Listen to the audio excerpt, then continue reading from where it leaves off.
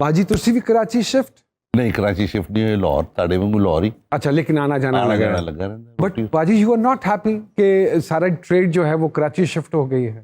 थोड़ा सा फील होता है कि यार लाहौर में भी वो काम होना चाहिए जो नहीं हो रहा। हालांकि 2-3 फिल्में ऐसी बनी है जो लाहौर से बनी और वो हिट भी हुई हैं, लेकिन बस हम लोग की जो नीयतें हैं वो कुछ गड़बड़ हुई है, जिसकी वजह से अल्लाह ताला की पकड़ में हम लोग हैं। अल्लाह करे वो जल्दी निकल जाए, ये जो ट्रेड जो है वो जो हब शिफ्ट हुआ है कराची, डिवाइड हो जाए, यहाँ भी हो वहाँ भी हो और हर जगह पे हो तो बेहतर हो जाएगा। और जैसे मैंने सुना कि आपका शो है, आप होस्ट हैं, तो मैंने कहा ये तो डेफिनेटली नहीं, ये जाना मेरा नहीं, ये नियो का शो है, बिल्कुल मैं तो काम करता हूँ यहाँ और शो आपका है इन भाइयों का शो है। शो नुमान भाई का ही है, हम तो जब से आए हैं। हम तो इसमें गेस्ट आते हैं हर एपिसोड में। ये हम सबका है, इनका भी है, आपका भी है, बिल्कुल पूरे पाकिस्तान का शो है। हमारी तो कोशिश होती है, हमने इसलिए पाजी इनू बाइलिंगुअल रखा है कि पंजाबी भी बोली जाती है, उर्दू भी ऐसी बोलने हैं, बिल्कुल सही, अंग्रेजी भी बोल रही दी है। मैनू भी पंजाबी आती है, मैं बोलो तुसी घबराओ ना, बोलो हाँ, दो थोड़ी बहुत है आंधी है मैंने। अच्छा, हाँ, वेरी गुड। एक गल मैं क्लियर करना, नुमान साहब और हमने, आप लोग जूनियर हो ना, तो आपको ये बातें सीखनी चाहिए क्योंकि तुम सीखोगे नहीं।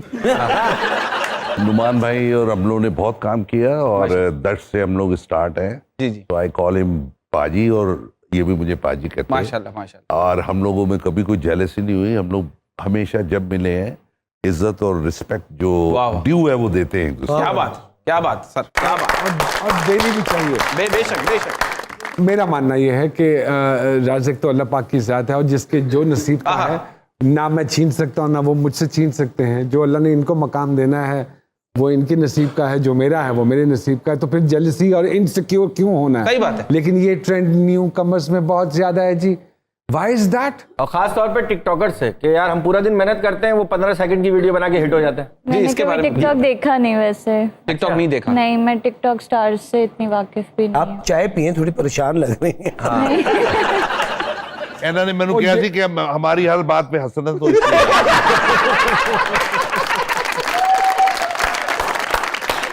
अजीका डैनियल का क्या मतलब है? वो यही जो सिगरेट। मैं उनके नाम अजीका अच्छा, नाम का है अजीका डैनियल। डैनियल बताइए मतलब क्या है? मतलब बताएं। अच्छा सर, मुझे लगा आप बताने लगे हैं जैसे आपको। दीवारों की ताकत। वाह वाह। अजीका का मतलब है दीवारों की ताकत। क्या बात है सर, आपको नहीं मालूम था? क्या बात है सर कि आपको मालूम है? नहीं, लेकिन आपको नहीं मालूम था? मुझे बिल्कुल मालूम है। और साडे दौर च ਅਸੀਂ ਜਦੋਂ ਆਰਟਿਸਟ ਮਿਲਨੇ ਸਾਂ ਆਪਸ ਵਿੱਚ ਸਾਡੀ ਉਮਰਾਂ ਦੇ ਲੋਕ प्यार ਹੁੰਦਾ ਲੱਭੇ ਮਰਗ ਸੀ, ਜਿੰਨੇ ਵੀ ਇਤਫਾਕ ਨੇ। ਹੁੰਦਾ ਸੀ। ਹਾਂ, ਮੈਂ ਤੁਹਾਨੂੰ ਕਹਿਣਾ ਸੀ ਕਿ ਭਾਈ ਦਾ ਸੀਨ ਦੇਖ ਲਓ, ਮੇਰੇ ਕੋਲ ठीक हो रहा नहीं हो रहा, कोई ਇਹਦੇ ਚ ਉਹ नहीं ਹੁੰਦਾ ਸੀ। और इनसिक्योरिटी जब इंसान के अंदर होगी ना तो परफॉर्मेंस सफर करेगी ना, तो जब परफॉर्मेंस सफर करेगी तो फिर आप इनसिक्योरिटी में जो भी फजूल याद आप करते चले जाएंगे। वाह वाह। बिल्कुल ऐसे ही है। सर मुतमईन है अब जो काम हो रहा है कंपैरिजन में? अगर थोड़ा सा जाते हैं, मैं अक्सर पूछता हूँ अपने जितने भी अपने दौर के लोग हैं, आज का दौर ऐसा आगे है कि अगर आप ये सोचेंगे कि यार काम बुरा हो रहा है और हम मुतमईन नहीं है तो फिर आप घर बैठ जाएंगे। हाँ। और हर दौर की अपनी एक पहचान थी। मैं हमेशा कहता हूँ कि टीवी में जब हम लोग आते थे तो हम लोग जो हम सीखते थे वो रिस्पेक्ट सीखते और सीनियर की रिस्पेक्ट करते थे।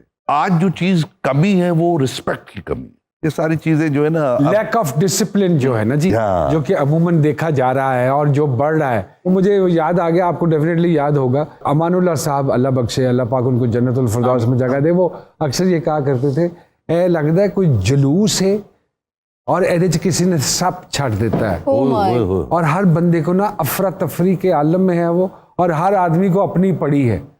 हैं? बेतवक्कली इन अदर, वाह वाह, अच्छा लफ्ज़। तवक्कुल की कमजोरी भी है। डू यू थिंक सो अजीका साहिबा?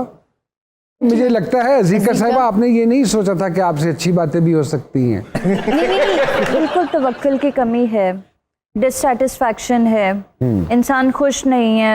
फिर मैं वही बात कहूँगी कि सोशल मीडिया की वजह से लोगों में इंफीरियोरिटी कॉम्प्लेक्स इतना ज़्यादा हो गया है कि तवक्कुल और कंटेंटमेंट और सेटिस्फैक्शन नहीं रही, क्योंकि वो देखते हैं कि यार ये फलाना बंदा, इसके मुझसे ज़्यादा फॉलोअर्स, इसके ज़्यादा लाइक्स, इसके ये, मैं भी तो काम कर रहा हूँ, मैं भी तो कर रही हूँ, मेरा तो ड्रामा अच्छा गया बट स्टिल मेरे नहीं है। तो वो डिससेटिस्फैक्शन का एलिमेंट है और इसकी वजह से बहुत सारे मेंटल डिसऑर्डर्स भी बढ़ते जा रहे हैं हमारी सोसाइटी में। अच्छा, मैं एक बात पूछना चाह रहा था मैम, डू यू एग्री कि फेसबुक पे दो टाइप के लोग होते हैं? एक होती है सास, जिसे हर पोस्ट में गलती दिखती है, और एक होती है माँ, जो हर पोस्ट को लाइक करती है। Do you agree? Yes yes, आप समझ, लाफ्टर नहीं आता, देखो आ रहा वेरी गुड। सही है सर। आपसे सर, विलन होने का सबसे बड़ा फायदा क्या और नुकसान?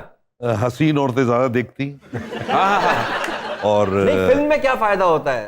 वही ना, अच्छा, सारा कुछ तो हासिल कर लेता है विलन शुरू में ही।